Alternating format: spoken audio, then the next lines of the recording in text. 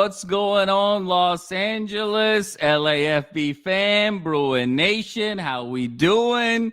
Your dynamic duo back together again, the Thriller and Madman, for all of your UCLA football needs.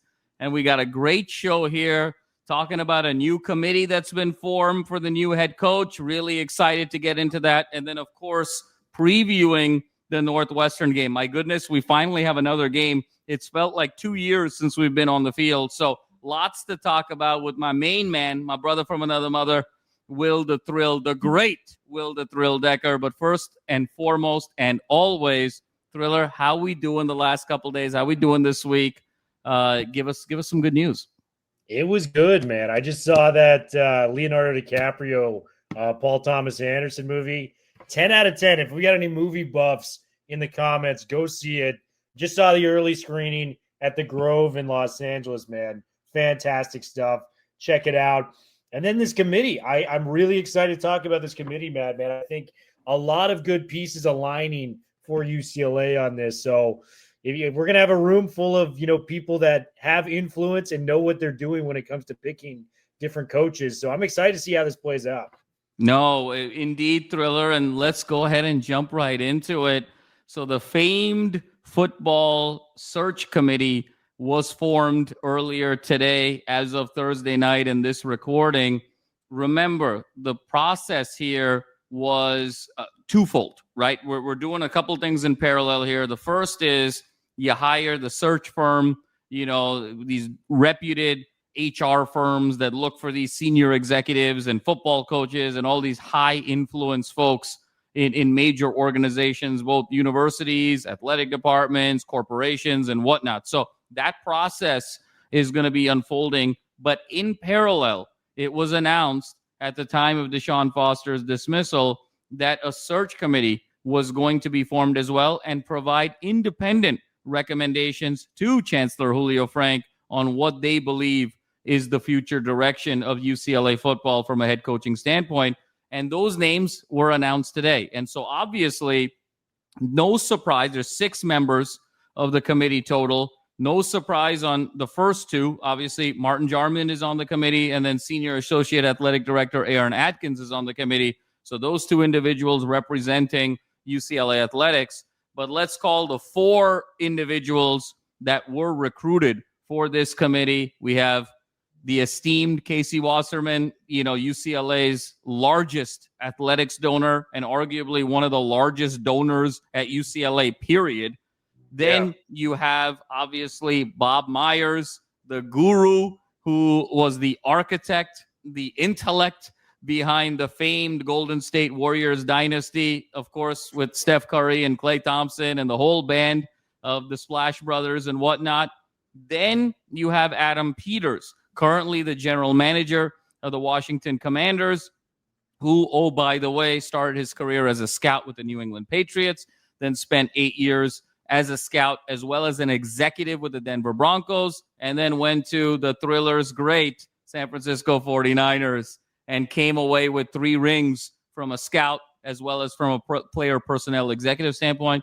And then the 4th member of the committee, one of our great true legends at UCLA football. Exactly. On the show, Eric Kendricks. What a decorated career he had at UCLA. Really part of that core 3 years that we hang on to over the last 25 years, that 2012 to 2014 period with Brett Hundley, with Anthony Barr, with Miles Jack, the first 3 years of the Mora era, the 29 wins in 3 seasons. So these are the 4 members of the committee, Thriller. Obviously, all 4 UCLA alumni. Everyone kind of forgets, given Bob Myers' sort of Bay Area ties. Bob Myers, UCLA alum, current UC Regent, Bob Myers as well. And then, of course, Adam Peters went to UCLA from 1999 to 2001, played tight end on those late 90s and early 2000s teams. And Thriller, I'm going to hand it over to you. But what I like with this committee is a few things. One is it's small. That's number one. And I think we're getting away from this model of bureaucracy where you got to have committees on top of committees and it's all this sort of layers of individuals and so many different voices. This committee reminds me a lot of when Chip was hired. for better or for worse, when it was Casey and Troy Aikman and Dan Guerrero basically kind of got in a room and decided we're going after the famed Chip Kelly at that particular time. This has that kind of feel to it. What I really love is you got the pockets in Casey Wasserman. You got the financial element there that Wasserman brings. I think you have an understanding of how to build great sports organizations and great sports cultures that Bob Myers brings. And then I think you have the deep domain knowledge of understanding how to identify talent and how to build a football team. And I think that's what Adam Peters brings. And then in many ways, Eric Kendricks brings sort of the voice of the player. So you've got the money, you've got how to build winning organizations, you've got domain knowledge from a football strategy standpoint, and you have the voice of the player. So I think, Thriller, love to get your thoughts, and the floor is yours. But I think UCLA hit a home run in terms of putting this search committee together. I completely agree. And for UCLA to get themselves out of this hole that they've dug themselves in, we may, depending on this game this week, we may not have a win this year. We need to assemble the UCLA version of Avengers when it comes to putting together a coaching hire. And you got them, man. You got two of our proudest alums in, Bob Myers and Adam Peters, who know how to build out a franchise. I mean, let's take a look at Bob Myers. Like, me as a Golden State Warriors diehard. I love this man. He was the guy that was mentored by Jerry West, who Laker fans equally love as much as Warrior fans do. He was the guy who pulled the trigger on getting Steve Kerr as the head coach of the Golden State Warriors. And argue with the wall. This guy is, four-time champion, just won another Olympic gold out here last summer as the head coach of Team USA. Could not be a more home run pick for hiring a head coach in Steve Kerr. And then you look at what Adam Peters has done, whether it was the development. And as a 49ers fan, I know this as well. Like, John Lynch is kind of the figurehead GM. He deals with the press. He's outspoken, very likable guy. But Peters was the guy in the back room kind of evaluating these players. I know for a fact he was the guy that identified George Kittle and Fred Warner in later rounds, who are arguably the two best at their positions. He gets the head coach or that head GM job when it comes to going to the Washington Commanders. He hires a guy in Dan Quinn last year that has the best year for the Commanders in 30 years, first year on the job. Yeah. But Peters, to me, as much as I love me some Bob Myers, Peters is a guy that's actually done this for a football franchise. Like, if it was the UCLA basketball search, I think Bob Myers would be great in that regard. This is a football search. So I think Peters, despite the great Bob Myers name, I think he's a little bit more undersold to the public in this. So I'm just really thrilled we have these two minds that have built sports franchises out to kind of allow UCLA to put everything in the table, all their chips in the table to try to find the best coaching candidate possible. And you mentioned Casey Wasserman, man. Literally, our practice facility is named after this guy. Deep pockets. If Casey is committed to a coach and he sees a coach he likes, I believe he's going to spend a little bit more, put a little bit more money on the table to find the right guy for UCLA, because he's a proud alumnus, man. He wants to see UCLA succeed at the highest measures. You mentioned Erica, coming in as well. I think a lot of people are kind of looking at her like, I don't know how much this adds to the mix. She's already a part of the administration. Obviously, I don't have to say this to you, Madman. The athletic department's under a lot of scrutiny right now, so they need to kind of step up on this. But adding Eric Kendricks, just a home run. I think when you think of the NFL over the last 10 years of Bruin players, Kendricks is the guy you think of, whether it was him with the, Minnesota Vikings, last year played with America's team, just a great, proud son of the UCLA fan base. So I think they knocked it out the park, and I think they got very shrewd guys and people in the process to kind of allow ourselves to pick the best candidate. And I trust a lot of these guys' opinions when it comes to what they think about with the game of football. I'll pose this question back to you, Madman. Yep. Is it a little weird that Aikman didn't come in on this crew? Because that's the one guy. That's the one. That's the one that you sort of wonder, why that may or may not have been the case. I think it's one of those things, Thriller, where it felt like Aikman would have been that voice of the player, and then perhaps maybe Aikman said no, maybe Aikman wants to be more in the background this go around. and then sort of, be consulted with in a different form or fashion. But I did find it was very interesting. Troy Aikman is so central to what UCLA football is. That massive UCLA football quarterbacks event that took place a year and a half ago, it was Aikman and Gary Beeman on center stage. I mean, Troy Aikman is in so many ways the emblem of UCLA football, particularly the last 50 years. I agree with you. I thought it was a little interesting that Troy wasn't a part of the committee, but I can only think of it in one of two ways, Thriller. One is I think he's still going to be very involved because he has a great relationship with Casey Wasserman and the others on this committee, and he may be just taking a step back. And two is, I think there's probably an element here where, is Aikman somebody that, I don't know, the Chancellor Julio Frank thinks could possibly be the next athletic director, and maybe there's a conflict of interest, So to me, I don't want to start rumor. I don't want to start innuendo or anything like that. But, who would be a better athletic director, or at least, Thriller, a general manager of the football team in the way an Andrew Luck is for Stanford, in the way a Ron Rivera is for Cal, than the face of success in the NFL when it comes to UCLA football and Troy Aikman? I mean, if you walk in with Troy Aikman and a decorated coach side by side to any fundraising and recruiting event, there's an instant cachet and there's an instant aura. So I always believe, Thriller, and this was just my opinion, well before the DeShaun situation, well before anything else,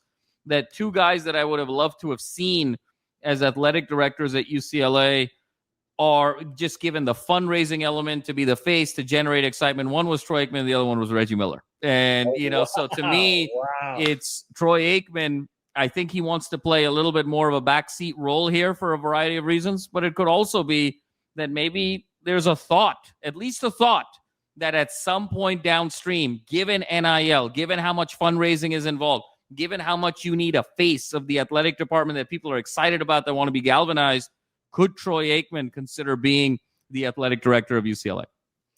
Man, that just blew my mind. I'm going to have to evaluate that statement and what that means for so long. I kind of thought about it too with Aikman, and maybe at this point in his life, he's got a very comfy gig being the number one color analyst for ESPN Monday Night Football. Maybe he just doesn't want that pressure. I think for him, it's like, I've done the playing career. I'm always proud to be a UCLA Bruin, but I live a very comfortable life. I'm down to contribute money-wise to see what you guys want to do here. But in terms of the committee, I'm going to let you guys do your thing. And I think this occurring during football season, especially with his Monday night schedule, makes it a little bit more complicated for him. So I think that is part of the element where Kendrick's a guy who's, currently looking for a job in the NFL. I think that's a very easy guy to come and add to the coaching tree and, see how we can find the next head coach at UCLA. So no, it makes sense, Thriller. Yeah. Let me ask you a question now. As you were breaking this down, 2 episodes ago, you and I went down our list of coaches. Now that you see the committee being formed, and I want to center in, because Casey is the money, Bob Myers is more organizational culture, Eric Kendricks is kind of the voice of the player. The real individual that I think is going to be the intellectual driver of this committee, and you alluded to it, is Adam Peters. And following Adam Peters' career, seeing the types of things that he did with the Patriots, that he did with the Broncos, that he did with your Niners, that he did with the Commanders last year, based on who's out there and who we talked about a couple of episodes ago, are you starting to lean perhaps one way or the other, just given how Adam Peters thinks, or his tendencies with decision-making, or the things that he sort of gravitates towards relative to our list from a couple episodes ago? Or are there new candidates that maybe have popped up now when you sort of understand who Adam Peters is? I think all the guys we mentioned are going to be strongly in consideration. Maybe even Jed Fish is on the table if Casey is willing to put the money there. And just for the record, I didn't have Jed on my initial list. If he's actually in play, he's my number one choice, no questions asked. But a name came up that I think is a little under the radar when you think of NFL ties with Adam Peters and someone that's formerly coached at UCLA, Jeff Ulbrich, man. You think about the ties to this room. What was he coaching at UCLA from 2012 to 2014? The heyday of Eric Kendricks being there. It was the linebackers. Yeah. He wasn't even the defensive coordinator. This guy's a defensive coordinator in the NFL. He's with the Atlanta Falcons, previously with the New York Jets and Robert Saleh. Very smart defensive mind. Even with the Jets flame out last year, that defense was in the top 10 for a large portion of that year. And look at the Falcons defense this year. The offense might not be humming, but the defense has looked as good as it's looked in a long time. And Jeff Ulbrich is a big part of that. So just from the NFL ties that Peter has and knowing a lot of people in those circles, and Eric Kendricks, literal position coach, being available, I think that's a name we have to throw out, given he was the coach here in Westwood for a few years. What do you think about Ulbrich, man? No, Ulbrich is a great name, Thriller. And, you said it best. When you talk about the NFL pedigree and then also understanding UCLA and having that experience, because ultimately recruiting is a game. As much as we, as fans of the university or alums or folks that host shows or are content creators and care very deeply about the university, let's not kid ourselves. These kids, sure, they're going to love their time at a UCLA. They're going to love their time at a Georgia, LSU, so on and so forth. But their ultimate aspiration is to get to the NFL. And so if you have a coach that can say, not only was I there, not only was I successful at the highest level in the NFL, not only do I understand how to get you there, that's the piece that I think will really resonate in a significant way. And Thriller, I completely agree with you. I love that name. I think it's going to be sort of added to the mix.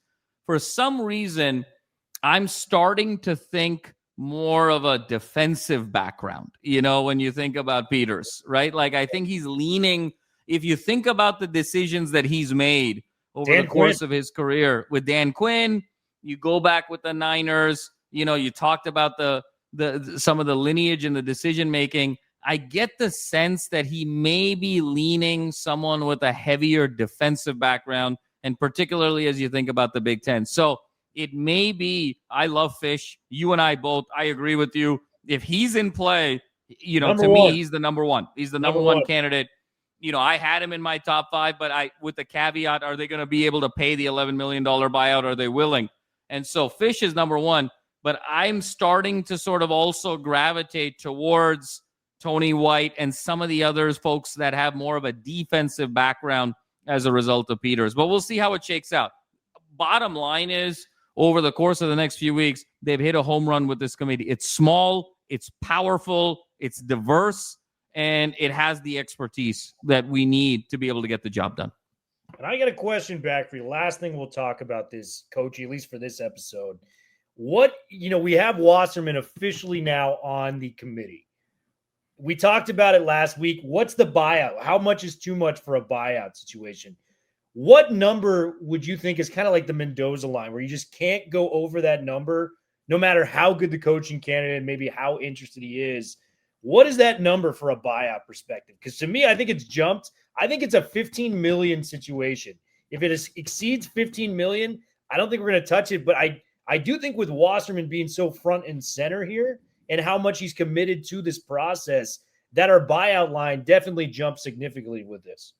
No, I think that's spot on, Thriller. I think it's going to come down also to the chancellor. And because this committee is going to make a recommendation, right? And they're meant to be this independent committee.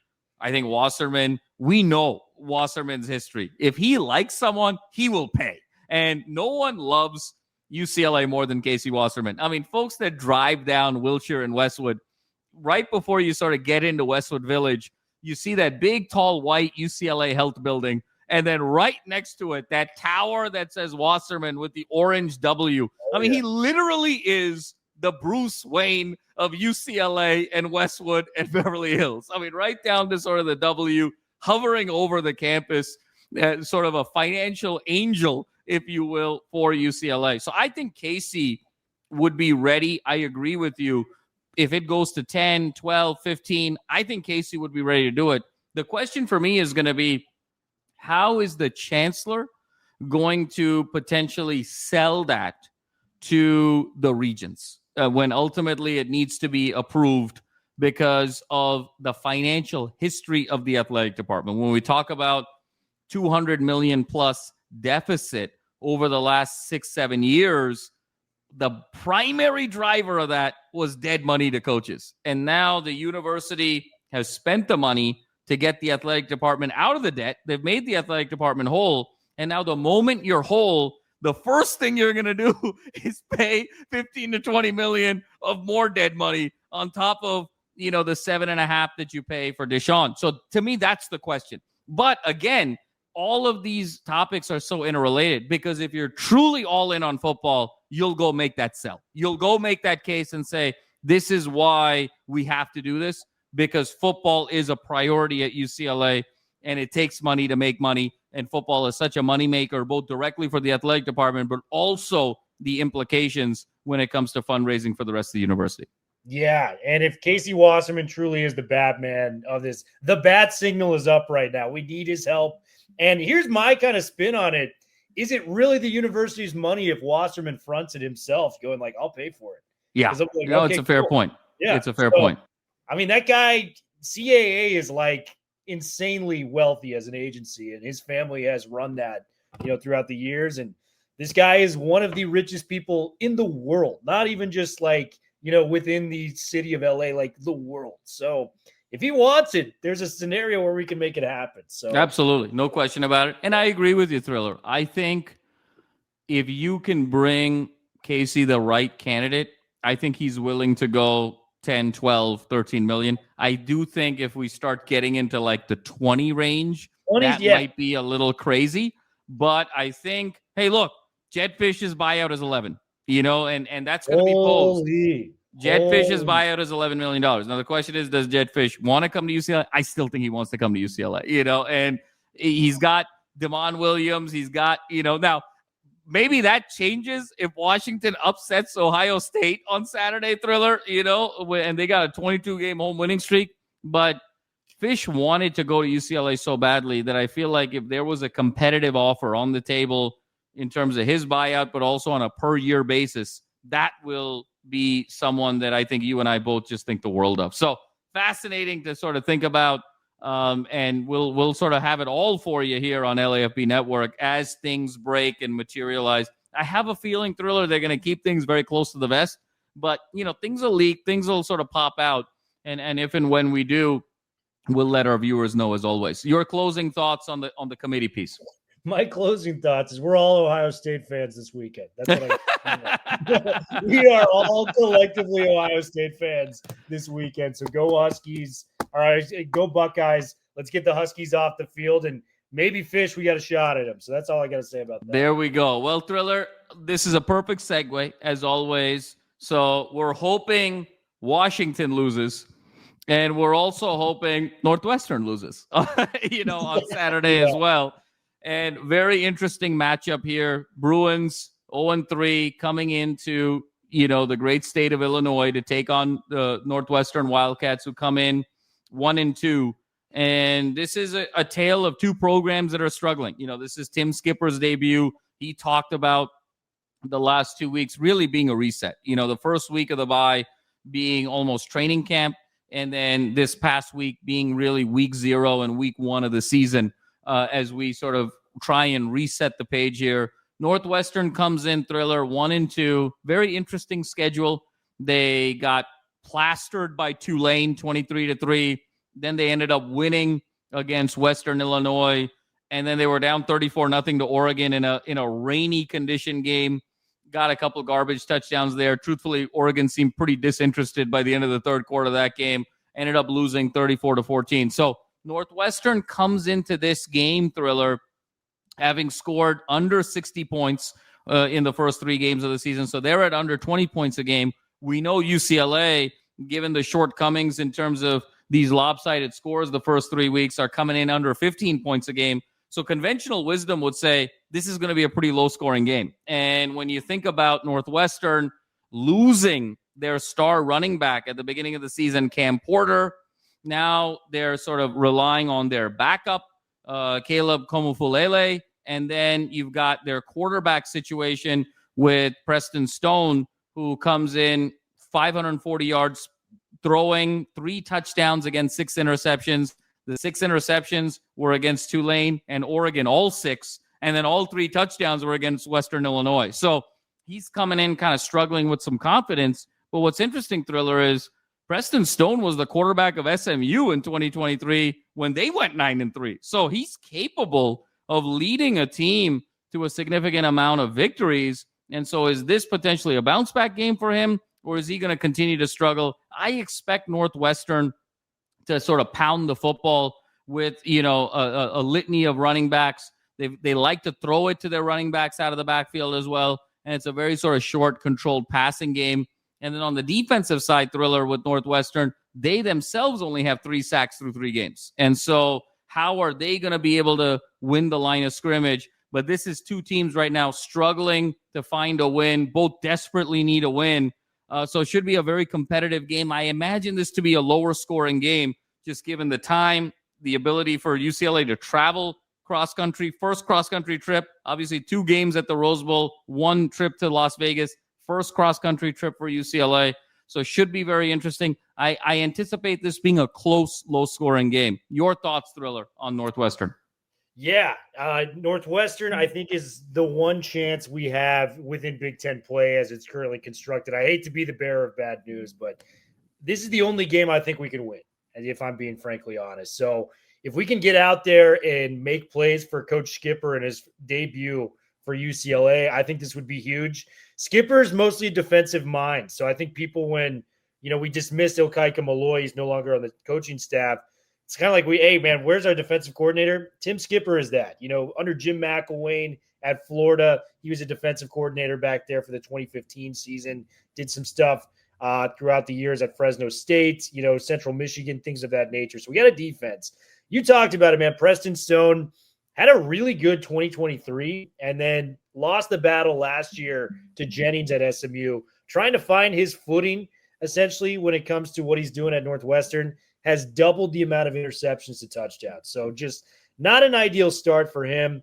The defense isn't that bad. That's my one thing I can hang my hat on with David Braun and this Northwestern team, is they're 53rd in total defense right now. And yeah, Oregon may have looked disinterested, but if you look at the previous 2 games, they scored 59 points and 69 in their first 2. Yeah. And then only 34.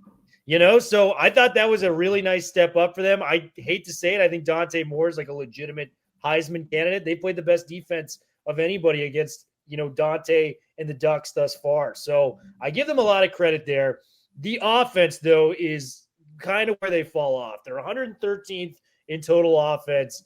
UCLA not really better in that category. We're 130th right now. But if we find a way to make stops for an offense that just hasn't been able to move the football consistently, this allows us to have a shot. And I think we all agree Nico is talented. He just needs to find some footing. So maybe, with an extra week to prepare for this game, we come out with a better offensive plan. Maybe we run the football. I mean, you've asked me each week what I want to see. I am ready to see the Jet come out of the backfield and make some plays with the tailback. He is a good running back, man. So I hope to see him getting some carries out there. Let's see Quasi get in, man. We talked about Bolitnikov.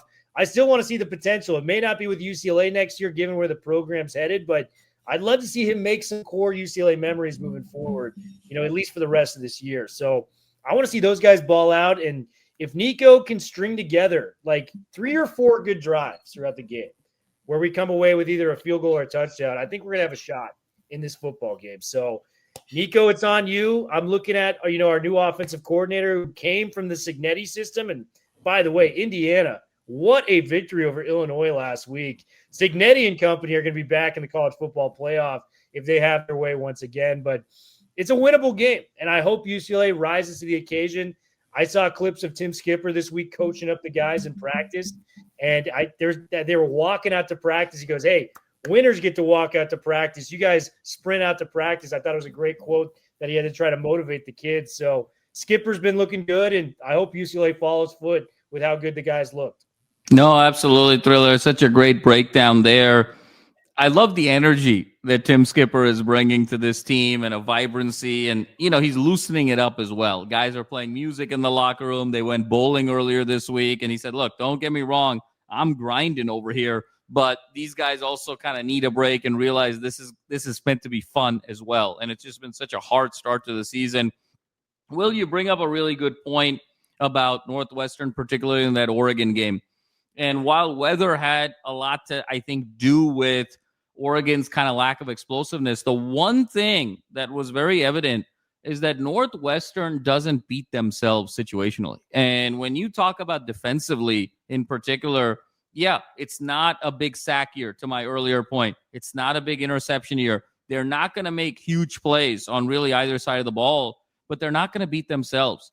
Very rarely are you going to see them lose gap contain. Very rarely are you going to see them have a series of penalties or mental mistakes. And so that is sort of Northwestern football through and through. Defensively, they're situationally more often than not in the right place. Sometimes in these 1v1 matchups, they'll lose because of athleticism and talent, but they're not going to necessarily get out-schemed. And I think they're going to come in with a really good game plan against UCLA's offense. UCLA is going to have to run the ball, Thriller, to your point, so folks just don't tee off on Nico. And I think it's going to be quite the chess match.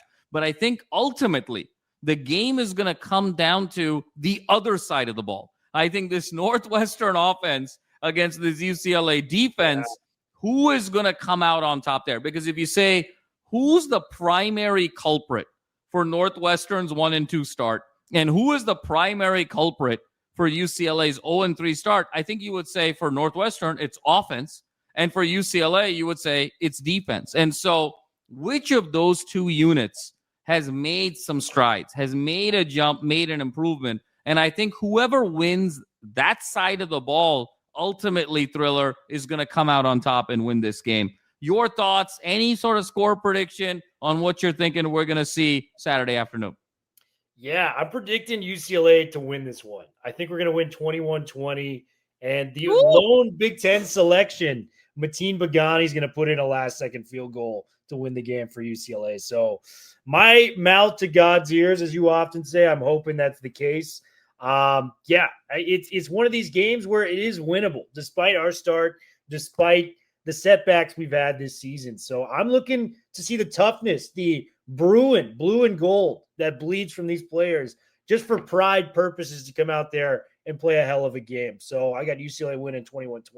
I love it, Thriller. Fantastic. And you said it best. Look, at the start of the season, we said this was right there with, it's hard to say now with UNLV, with New Mexico. This game, Maryland's looking really good. We talked about it offline, Thriller. That's going to be a much more difficult game over the course of this season than we thought at the beginning of the season, particularly with how they looked at Wisconsin is sort of a dumpster fire right now, but they went into Madison and won convincingly. That was a statement that Maryland is really looking for bowl eligibility this year. They got a really nice young quarterback, and I think they're on the upswing here. So this is the winnable game. And if you can get one and you start getting habits, Tim Skipper can say, look, I'm 1-0. I'm 1-0. We're starting fresh. And you go from there. Thriller, I have a similar narrative to you, slightly different score. I think we're going to mirror the Hawaii game from last year, 16-13. UCLA beats Northwestern. It's going to be a lot of field goals. It's going to be tough to move the ball up and down. The team that makes fewer mistakes is going to win. UCLA wins 16-13 on a walk-off Bugatti Bagani kick, 50-yard walk-off. Bruins walk off Northwestern. First win of the season, first win in the Big Ten, and we'll have a special Sunday afternoon session of having the first victory in 2025. Well, Thriller, another great one in the books. It's always such a pleasure. We talk search committee, we talk the game. And folks, before we sign off, we of course have to pay the bills. You see the beautiful sleeper ad below us here. Really go ahead and use this sleeper app. Use the promo code UCLA LAFB because you get $100 off and $100 match bonus on the first $100 that you use. So if you bet 100, you get 200 right off the bat. Sleeper, here's a little secret about the Sleeper app. It's more than just a platform for season-long fantasy leagues. Millions of users this year enjoyed playing fantasy sports on Sleeper, but the app offers so much more. Live stats, news feed, and a real-time chat where you get to engage with other users about individual plays and performances during the NFL and NBA seasons. Download the number one sports app today and experience it for yourself, and tell them the guys from the LAFB network sent you, and use that promo code UCLA LAFB. Well, folks, Thriller and the Madman got you covered. Post-game, we're going to get Wayne on here, get some of his thoughts on the program. We haven't had Wayne on for a couple of weeks, get his thoughts on where things are going with the search committee. And Thriller and I got a couple of interesting topics to be going back and forth on in the days and weeks to come. So stay tuned for all of that. And as always, brighter days ahead for UCLA football. Be loud, be proud, be passionate Bruins always, and 4's up forever.